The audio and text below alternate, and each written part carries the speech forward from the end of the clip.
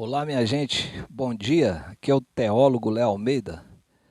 Pessoal, hoje eu queria falar sobre esse tema em relação à transitoriedade da vida. Como cristãos, né, de todas as denominações e segmentos do cristianismo, como devemos encarar essa transitoriedade à luz das Escrituras. Você já tomou um susto, às vezes, quando se olha no espelho? Eu já. De vez em quando até tenho que confessar que eu tomo. Ou às vezes quando você compara fotos de 10, 20, 30 anos atrás, ou quando, mesmo num evento, na sua própria família, alguém tira aquela foto e você não se reconhece, e você não, ó, por favor, essa aí não vai compartilhar em rede social nenhuma. Nem pensar. Pois é. Como devemos entender essa situação à luz das Escrituras? Lá na carta de Pedro, capítulo 1, versículo 24, diz o seguinte: todos os seres humanos são como a erva do campo, e a grandeza deles é como a flor da erva. A erva seca e a flor cai.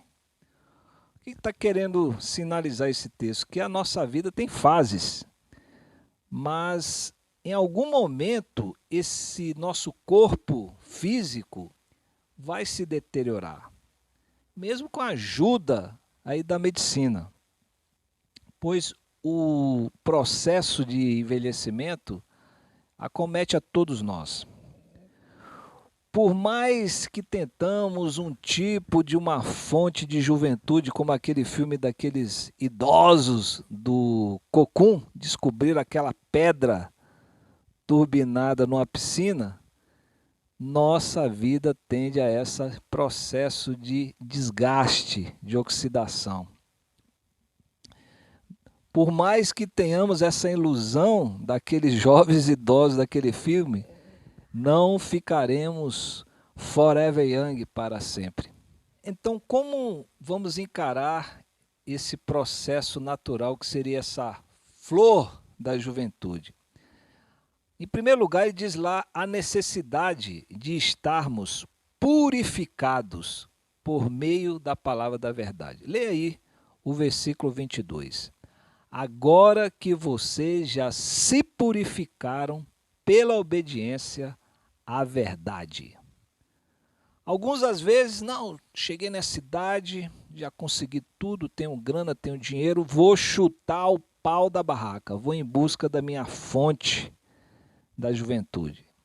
Mesmo aqui esse texto, olha, cuidado com a ilusão.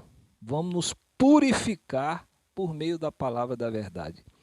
E o que essa palavra da verdade nos recomenda em relação a isso?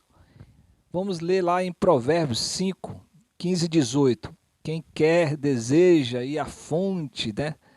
Vou tentar talvez uma garota nova, uma menina abandona toda uma vida de um relacionamento de cumplicidade, de solidariedade, daquela promessa que você fez diante do padre, diante do pastor, ser feliz, né, na hora da riqueza, solidário na hora da pobreza. E você resolve, já que está tudo muito bem, eu vou chutar o pau da barraca. O que a palavra de Deus vai nos mostrar em relação a isso? Tudo ilusão. Olha só, beba a água da tua fonte e das correntes do teu poço. Derramar-se-iam as tuas fontes por fora, e pelas ruas os ribeiros de águas, sejam para ti só, e não para os estranhos contigos. Seja bendito o teu manancial, alegra-te com a mulher da tua mocidade. Porque os lábios da mulher estranha destilam favos de mel, e o teu paladar mais suave que o azeite, mas o seu fim é amargoso como absinto, agudo como a espada de dois gumes. Então esse texto vai servir para ambas partes, né? Tem os lobos, mas também essa situação tem as lobas, né? No versículo 22 diz o seguinte: agora que já tem um amor sincero pelos irmãos, amem uns aos outros com todas as forças e com o coração puro. Ou seja, um amor sincero, sem hipocrisia, na verdade. E qual tipo de relacionamento que você tem semeado aí ao longo da sua vida, com os diversos segmentos de atuação, seja no seu trabalho, seja ali onde você reside, seja no interior da sua família, que tipo de relacionamento você tem desenvolvido? Algo superficial, hipócrita, sem sentido? Você é daquela pessoa que se afasta? Você é aquela pessoa chata que só vive criticando as pessoas e depois vem com aquela aura de bom moço? São críticas construtivas. Você, quando chega num local, você é festejado, as pessoas se afastam de você. E você ainda se coloca numa posição de vítima. Então, você parou uma vez para pensar como vai ser o dia ali do seu funeral? Pare para pensar nisso. Chocou? Mas pare para pensar nisso. Você tem se preocupado com as pessoas que você se relaciona? Quando ela liga para você pedindo algum tipo de ajuda, você é uma pessoa disponível, né? Às vezes só quer ouvir uma palavra, às vezes quer pedir uma ajuda, às vezes quer nessa época de imposto de renda, poxa, me ajuda aí nessa questão, você é bom mais disso, tal, me dá umas dicas aí, você é uma pessoa disponível, você não tem tempo para ninguém, para nada, só aquilo que te interessa. A terceira coisa que esse texto nos leva a repensar é a consciência que devemos ter que não somos meros cidadãos desse mundo, né? Nós temos um reino que está além deste aqui, que transcende a essa realidade que estamos aqui. No versículo 23 diz o seguinte: pois vocês, pela vida eterna da palavra de Deus, nasceram de novo como filhos de um Pai que é imortal e não de pais mortais. Então, às vezes, não temos olhos para tentar desvendar o que está por trás aí desses bastidores. Às vezes ficamos revoltados pelas situações políticas, pelas ideologias nefastas que têm destruído e dizimado sociedades, que têm atrasado países, economias. E às vezes fazemos cancelamento com pessoas que conhecemos só porque adotaram esse tipo de ideologias e elas em relação também a nós, né? Mas se você tem consciência que a nossa vida não se resume somente aqui nesse mundo, com certeza você vai agir de outra forma. Você vai ser um verdadeiro cristão.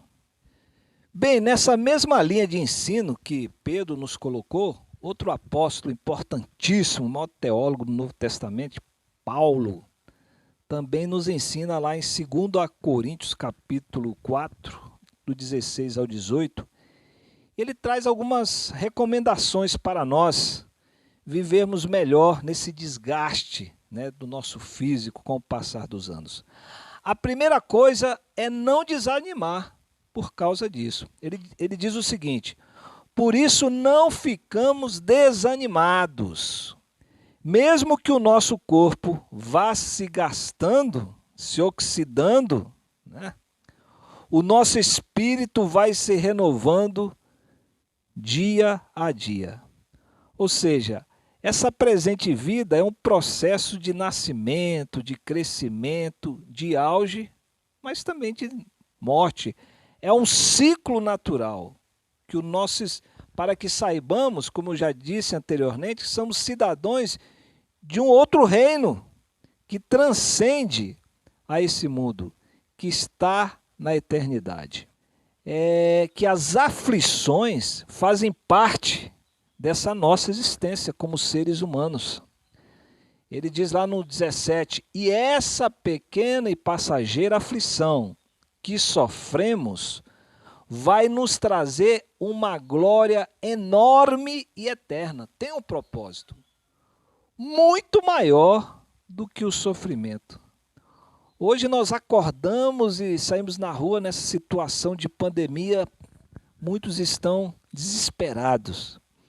Muitos estão tendo ataque de fobia, síndrome do pânico, ansiedade. Mas eu creio que é um momento que já está profetizado pelos profetas. Leia lá Mateus capítulo 24. Não tem nada fora do controle do Eterno. E se você tem essa visão, que essa vida não se resume nessa existência, que você, na verdade, é um embaixador do reino, estamos aqui com um propósito, como diz esse texto, e esses sofrimentos nos mostram esse propósito, você vai ver toda essa situação de uma outra forma. E tudo que acontecer, precisamos encarar com realidade dos fatos, e não sermos tomados pelo medo, pela angústia, pela incredulidade, pela falta de fé. Tenhamos certeza, com Cristo no barco tudo vai muito bem. É para que possamos manter o nosso foco naquilo que está além dos nossos sentidos, além daquilo que você ouve, além daquilo que você vê, né? Olha só o texto que ele diz aqui, ó. Não atentando nós nas coisas que se veem, mas nas que não se veem, porque as que veem são temporais, são passageiras, e as que não se veem são eternas. Você está mais preocupado, mais focado naquilo que passa ou na sua eternidade? Você está mais preocupado em saber o que Cristo Jesus prometeu para você neste tempo, né? Bens materiais prometeu, sucesso prometeu, mas não é só isso. O que Cristo tem para você a nível de eternidade? Você já o pediu para que ele entrasse no seu coração e perdoasse seus pecados?